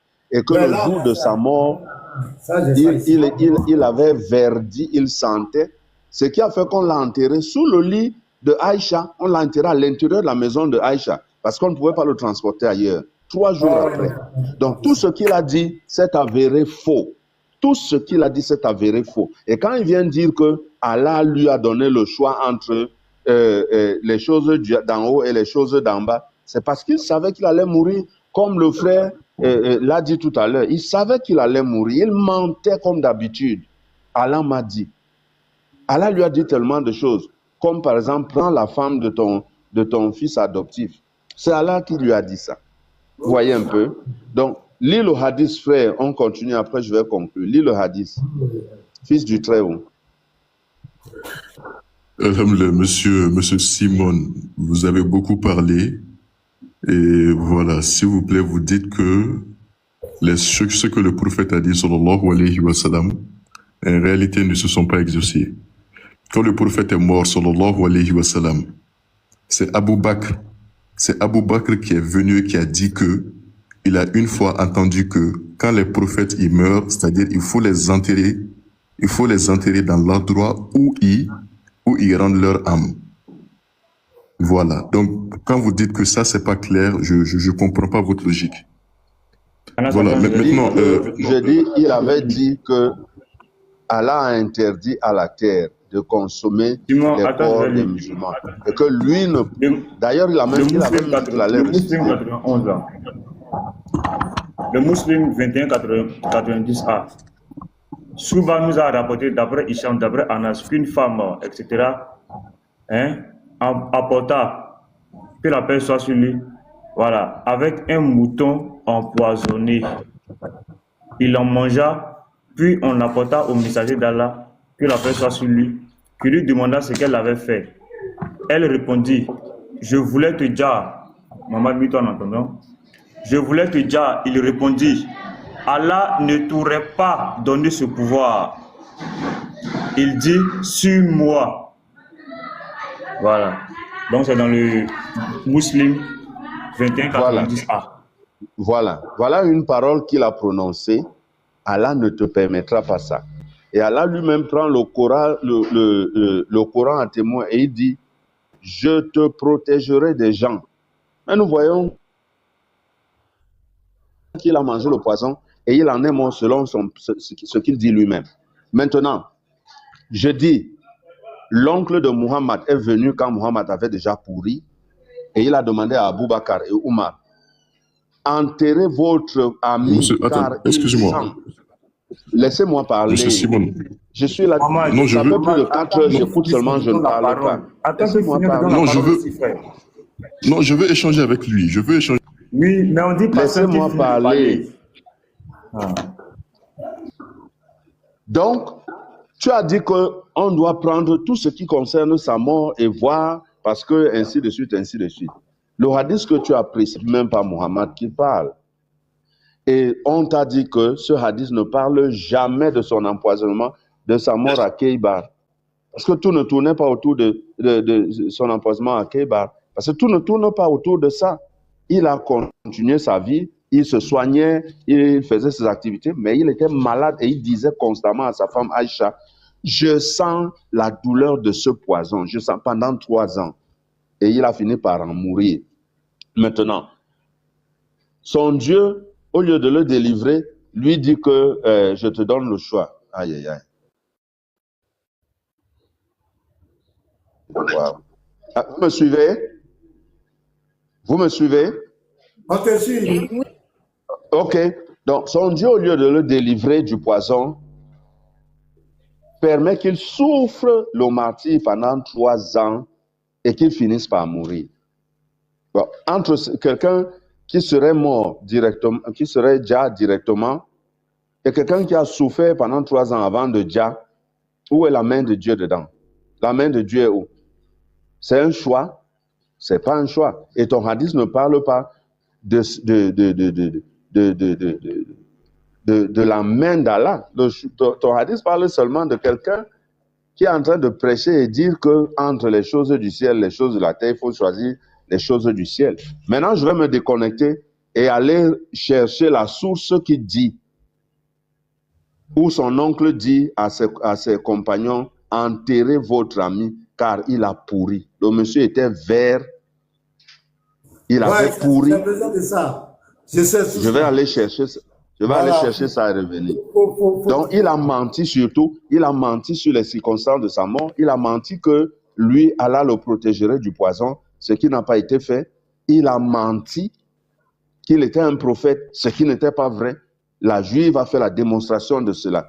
Et je dis, toutes les imprécations qu'il s'est données lui-même, les imprécations, parce que la Bible dit, la mort et la vie sont au pouvoir de la langue. Ça lui est arrivé. Ça lui est arrivé. Ça lui est arrivé. Chaque fois qu'il mettait une imprécation, il a pris les Juifs qui sont venus discuter avec lui. Il dit, jurons par Allah et mettons la malédiction sur nous-mêmes, nos familles, ainsi de suite. Que celui qui ment meurt dans l'année. Vous voyez? Et ça lui est arrivé. Et ces Juifs-là sont restés vivants. Hein? Donc, je me déconnecte. Je pars chercher la source. Je reviens, s'il vous plaît. Merci. Merci, on attend ça. Pasteur Génie. Ok, s'il vous plaît, moi je vais descendre parce que voilà, le monsieur Simon, il voulait parler et j'ai essayé de le couper, c'est fait exprès parce qu'il fait beaucoup de détours. Et comme vous-même vous avez vu, il n'a pas montré de source, il est allé chercher les sources. Il dit que Dieu a dit qu'il va protéger Mohammed, ça c'est vrai. Dans le Coran, Dieu dit Yarsimuka minan nas, c'est-à-dire nous te protégeons des hommes. Mais est-ce que Dieu l'a dit qu'il va lui protéger de la mort? Est-ce que Dieu a dit qu'il va l'éviter la mort? Ça, c'est un premier point. Il a dit d'autres choses, mais je ne vais pas revenir là-dessus. Je pourrais revenir une autre fois et on va entrer dans les détails. Mais quand même, l'indice que j'ai montré. L'indice que j'ai montré. Est-ce que Dieu l'a protégé de la femme? S'il vous plaît. Non, frère, je te pose la question. Non, tu as dit qu'il ne va pas le protéger de la mort. Je te pose la question directement. Est-ce que Dieu l'a protégé de la femme? Bien sûr. Donc, la femme n'a pas pu le nuire. Attends, Bako, attends. Donc, la femme n'a pas pu le nuire. La femme n'a pas pu le nuire. Bien sûr. Bien sûr. Maintenant, je l'explique. Pourquoi La je femme dis n'a ça? pas pu nuire au Parce que comme prophète. je vous ai montré dans le hadith, oui, Non, non, écoute, non, je te demande, la femme n'a pas pu écoute. nuire au prophète. La Mais femme je suis a en train pu de nuire répondre, au prophète oui, ou j'ai dit non. Je dis Aïe. non, je Elle n'a dis pas pu non. nuire. Bon, Non. pourquoi il a ordonné de la dja alors? Pourquoi il a ordonné de la dja? Maintenant, écoute-moi. Écoute-moi maintenant. Pourquoi il a ordonné de la dja Écoute-moi. vu qu'elle n'a Parce pas que pu le nuire? Frère, pourquoi il a mais pourquoi vous faites ordonné ça? de la Mais dja? pourquoi vous faites ça? Non, Mais je pourquoi te vous faites demande ça? Mais pourquoi simplement vous faites ça? Mais pourquoi laisse-moi il a parler. ordonné Mais je réponds à tes de la questions. dja. Oui. Mais je réponds à tes questions. Écoute, Oui, moi j'ai pourquoi dit il a quoi? ordonné? Moi j'ai dit que écoute, J'ai compris ce dit que tu as dit là. J'ai Dieu dit n'a pas pourquoi dit il qu'il a va. ordonné de la dja. Ah ok, mais vous m'avez compris. Oui, vous m'avez compris. Mais est-ce que le prophète n'a pas eu le choix pour sa mort? C'est ce que moi je suis en train de dire. Pourquoi il a Maintenant, si le prophète, ordonné attendez, de la je dja? finis. Pourquoi Mais il a subhanallah, mais attends, ordonné mais je finis, je vous ai répondu. Mais laissez-moi parler. Je vous ai répondu, laissez-moi parler. Si le prophète sallallahu alayhi wa sallam a eu le choix pour sa mort, où est la nuisance de la femme? Où est la nuisance de la femme? J'ai pas entendu ta réponse. Ok, Pourquoi il a bon, ordonné c'est de la bon, c'est dja? bon. Bonne journée, Inch'Allah. Bonne journée. Mais pourquoi il a ordonné Merci de tuer la beaucoup. femme? Faut répondre. Ça aussi, est-ce que c'est un problème? Pourquoi il a ordonné de tuer la femme? J'ai une motion, s'il vous plaît. Vas-y, la soeur Emmanuela. Vraiment, c'est un autre esprit qui en est. Hein? Oh. En fait, j'ai trouvé justement un hadith dans Sahih Bukhari. Je sais pas si on peut me mettre en grand, je vais afficher pour lire. C'est le 44-63 justement. Je sais pas si c'est à ça que Fils du Très-Haut faisait référence tout à l'heure. Je vais afficher ça. Dans Sahih al-Bukhari, tome 3. Je suis dans le hadith. Bon, on a un hadith juste en haut, le 44-62, et ensuite le 44-63. Donc, dans le 44-62, Anas a dit, quand la maladie du prophète se fut aggravée, il eut des syncopes. Donc, la question que je voulais poser à ce monsieur Muhammad, qu'est-ce qui causait les syncopes de son prophète? Est-ce que c'était la maladie? Ou est-ce que c'est Allah qui lui mettait la vision du paradis sous les yeux? Je voulais savoir. Parce que, pourquoi je pose cette question-là? Quand je vais terminer la lecture, ici, dans le hadith 44-63, voici ce que Aïcha va dire. Entre autres docteurs de la loi, Saïd ibn al-Musayyab, a raconté. Aïcha avait dit, pendant qu'il était bien portant, le prophète disait, aucun prophète n'est mort avant d'avoir vu la place qu'il occuperait dans le paradis. Et ça, c'est lorsque le prophète était bien portant. C'est les enseignements qu'il avait l'habitude de donner. Ensuite, on lui donne le choix. Entre ce monde et l'autre. Ça, c'est entre parenthèses. Hein. Voilà, c'est des rajouts. C'est à ça que tu faisais référence, Fils du Très-Haut? Oui, c'est ça. Ok, donc, entre ce monde et l'autre, lorsque la maladie l'eut affaibli, donc là, je voulais poser encore la question à ce frère Muhammad, qu'est-ce qui a affaibli son prophète? Le prophète s'évanouit. Donc, on parle des syncopes à nouveau encore sous l'effet du poison de Kaïba. C'est pas des visions que Allah voulait donner à son prophète du paradis. Je suis désolée. Pendant que sa tête reposait sur ma cuisse, donc la tête du prophète reposait sur la cuisse d'Aïcha, et puis de temps en temps, il avait des syncopes. Il s'évanouit, il se réveille. Oh Allah! Il s'évanouit, il se réveille. Oh Allah! C'est ce qui s'est passé. Ensuite, il reprit connaissance et, fixant son regard vers le plafond de la chambre, il dit, oh mon Allah, entre parenthèses, s'il vous plaît, c'est des rajouts, le compagnon le plus élevé. Donc, quand on enlève le rajout là, parce que c'est pas écrit quand on enlève le rajout là, on dit quoi? Oh mon Allah, le compagnon le plus élevé. Il n'a rien choisi du tout. Alors, mais lis-le en parenthèse pour qu'ils comprennent. Ok. J'affiche bien. Oh mon Allah, je choisis, ça c'est entre parenthèses, hein, s'il vous plaît. Je choisis le compagnon le plus élevé. Mais si on enlève la parenthèse, oh mon Allah, le compagnon le plus élevé. Alors, je compris qu'il ne nous avait pas choisis et je me souvins du récit qu'il nous avait fait quand il était bien portant. Les dernières paroles qu'il prononça, c'est-à-dire le prophète, furent donc « Oh Allah », entre parenthèses, le compagnon le plus élevé. Donc clairement ici, le prophète était sous l'effet de cette maladie-là.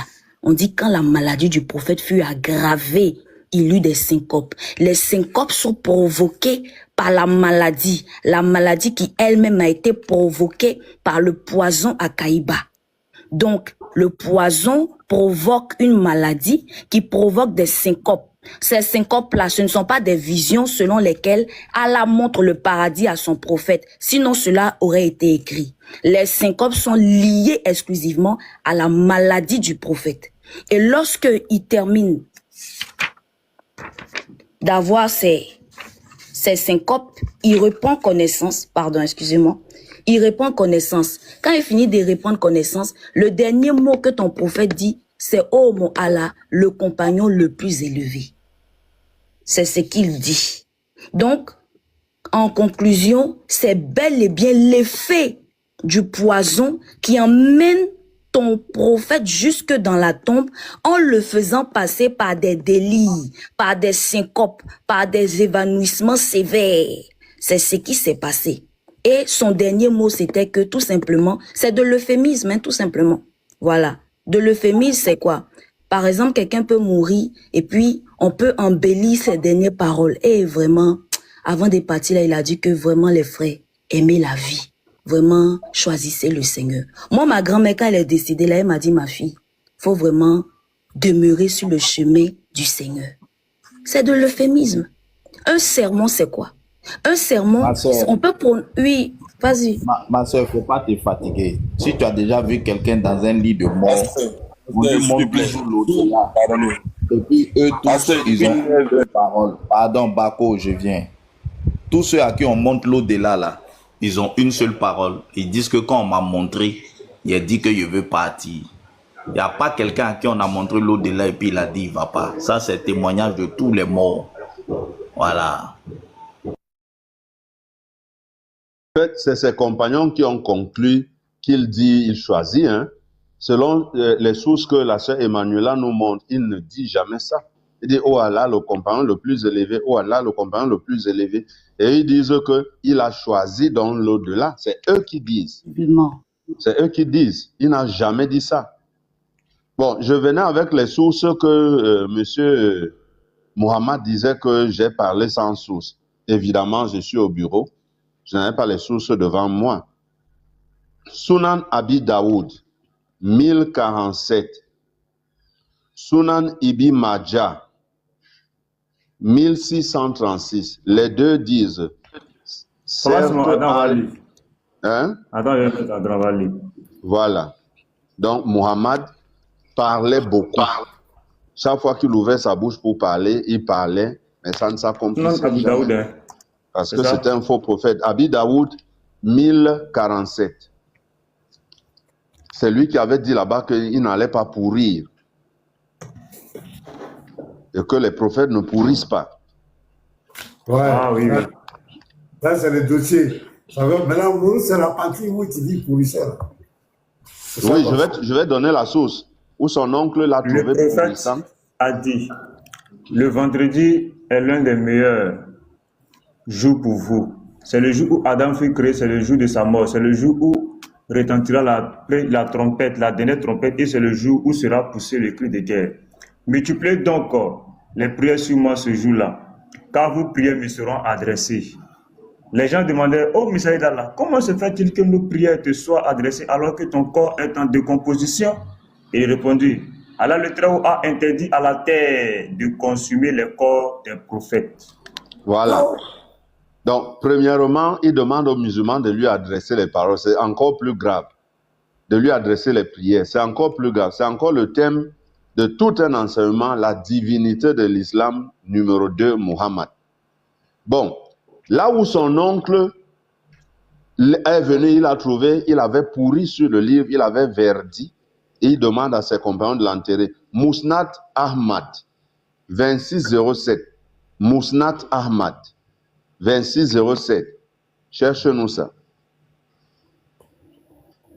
Donc, il ne suffit pas de dire j'ai choisi l'au-delà, j'ai choisi Il a dit tellement de choses et c'était des mensonges. Et c'est ça qu'on se tue à vous dire. Chaque fois qu'il ouvre la bouche, c'est un mensonge et ça prouve qu'il est un faux prophète. Sortez les hadiths où il dit des choses, nous allons vous montrer qu'il a menti et que c'est un faux prophète. Truth leads one on the paradise and virtue leads one to Non, traduis, frère. Non, demande si c'est ça, avant que je traduise. Faut voir. Truth leads one to paradise and virtues leads one to the paradise and person tells Non, c'est pas ça, hein, c'est pas ça. Parce qu'il y a le A, il y a le B, il y a le C. Fais la recherche avec là où il y a son oncle qui s'appelle Al-Abbas. Al-Abbas. C'était son dernier oncle qui était vivant. Là où Al-Abbas vient dire à ses compagnons, enterrez votre compagnon car son corps pourrit déjà. C'est Al-Abbas, son oncle, qui disait ça. Cherche avec le nom. Al-Abbas demande... Oui, bon, tu sais, les numérotations sont diverses, hein, selon les livres, selon peut-être Internet. Cherche-le. Bon, attends, je vais chercher directement ça sur sunna.com. Attends. Je vais penser sur sunna.com. Un instant. Je vais penser directement sur sunna.com. Le mousnad de l'imam Ahmad, non? Oui. Mousnad de l'imam Ahmad. Le numéro combien? J'ai dit 2607. Bon, ici, ça se limite sur sunna.com, ça se limite à 1438. Mais là, je ne sais pas, peut-être qu'ils l'ont reformulé. Soit peut-être qu'ils l'ont reformulé dans un numéro. Mais il est dans quel livre? Dans un autre numéro. Il est dans quel livre? Non, j'ai seulement cherché comme ça. Aïe, aïe, aïe. Ah, au moins si tu connaissais le truc, le livre, là, on pourrait chercher dans le livre. Parce que souvent, Bon, attends, je me déconnecte. Comment? Je me déconnecte, je reviens avec le livre et tout. Ok, fais du travail, vas-y.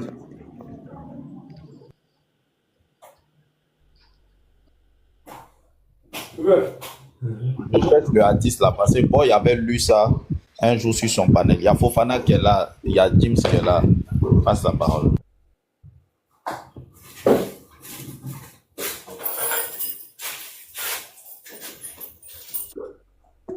Assalamu alaikum.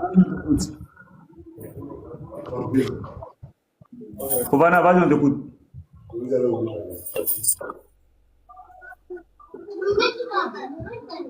Bonjour. On t'écoute, hein. Ok, je voulais parler de mon passé là, par rapport à un matin, j'étais sur le palais. Je voulais parler par rapport à, comment on appelle là, Surah 19, verset 60, où il dit tout le monde va passer par l'enfer, mamie c'est le tour. Donc, je voulais parler un peu à lui sur ce sujet-là. Oui, vas-y, on t'écoute. Ok. Bon, c'est que moi, je peux dire, si la sourate là, par exemple, ils disent que non, tout le monde, tous les musulmans vont là en affaire, c'est rentré et sorti ici. Bon, il n'y a pas de problème à cela chez nous. Hein. Devant moi, il n'y a pas de problème. Voilà, parce que ce que moi, je sais, le jugement dernier, là, l'enfer, là, c'est un lieu. Voilà, c'est un lieu, le jugement dernier où ça va se passer.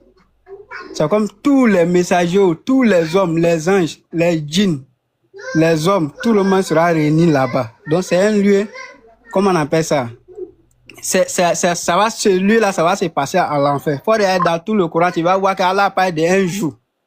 Voilà, ce jour-là, bon, c'est quel jour? Le jour des rassemblements. Donc c'est le jour, c'est ce lieu-là, c'est à l'enfer, ça va se passer. Donc, et c'est là-bas maintenant, c'est quand le jugement dernier là. Voilà, c'est ça, c'est le jour là, ça va se passer en enfer. Et c'est de ça, le surat du 9 veut nous claircir, veut parler de ça un peu. Et c'est dans ça aussi dessus, quand le jugement sera mis en place maintenant, et Allah dit mais dans la sourate du 9 là, qu'il va délivrer maintenant ceux qui étaient pieux. Donc tu vois, donc c'est un jugement qui va se passer à l'enfer. Si tu peux prendre sourate 4, verset 87 pour voir. Frère, là, les gens vont attendre ce que je veux dire. Excuse-moi, hein. Quand Allah va vous sortir de l'enfer, là, Coran fait rire, est-ce que vous allez retourner là-bas encore pour une mission? Aller où? Non, quand vous serez au paradis, est-ce que vous allez retourner encore en enfer? Non. Pour aller accomplir encore une mission? Non, non. Non. Quand le jugement finit. Attends. Petit Mato, tu peux lire surat 1985. Même surat là. Ça, c'est Aka qui a donné le verset. Ok, mais. Surat 1985. Il avait dit on va lui poser une question, quoi. Excusez-moi. Non, attends, on va lire un verset. Non, il vient. Si vous sortez si vous êtes au paradis, vous ne retournez plus encore en enfer pour aller accomplir une mission, non? Il vient d'abord. Attends, il suis monté là, il a dit quoi d'abord?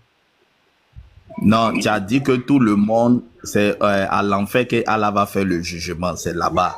Et puis là-bas, maintenant, il va enlever maintenant les musulmans, c'est pas ça? Moi, c'est ça. Il suis monté, il a dit ça, mon passé, il voulait parler. Il a dit ça. Non, tu peux pas parler une seule personne sur le panel, donc tu parles pas et moi, quoi, c'est ça? Non, moi, ça, mon passé, il veut parler. D'accord, tu reviens une prochaine fois quand le pasteur... sera seul sur le panel. Merci. Voilà. Pasteur James. Je ne sais pas qu'est-ce qui vous fait mal. Si vous ne voulez pas quitter l'islam, votre Dieu a dit que vous allez passer là-bas. Vous dites, si ça vous fait mal, quittez, vous venez mettre ça chez nous. Allez, faites pas là-bas, là. C'est là qui dit que vous allez passer là-bas. Maintenant, c'est pas vous venez nous faire par là. Fils, moi je ne comprends pas. Quelqu'un vous fait promesse, vous venez nous faire par là. Nous, on ne fait que lire ces promesses, ça vous fait mal. Si ça vous fait mal, quittez là-bas.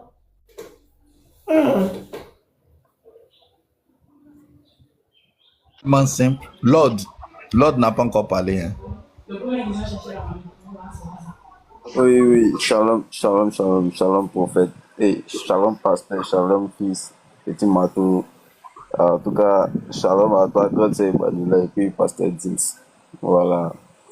En tout cas, c'était intéressant. J'ai suivi le live. Bon, les musulmans, sincèrement, ils sont perdus. C'est tout ce qu'on peut leur dire. Voilà, ils sont perdus et puis ils sont aussi confus. Parce que on ne peut pas leur en vouloir. Ils ont été mentis pendant des années. C'est un peu comme une femme qui s'est mariée avec un homme, un assassin. Elle ne sait pas. Mais le jour où elle découvre ça, elle est bouleversée. Elle ne sait pas. Elle est dans le déni en fait. Voilà. Donc les musulmans ici, ils sont dans le déni. Parce qu'on leur a toujours dit que leur prophète est l'homme le plus droit au monde. Que même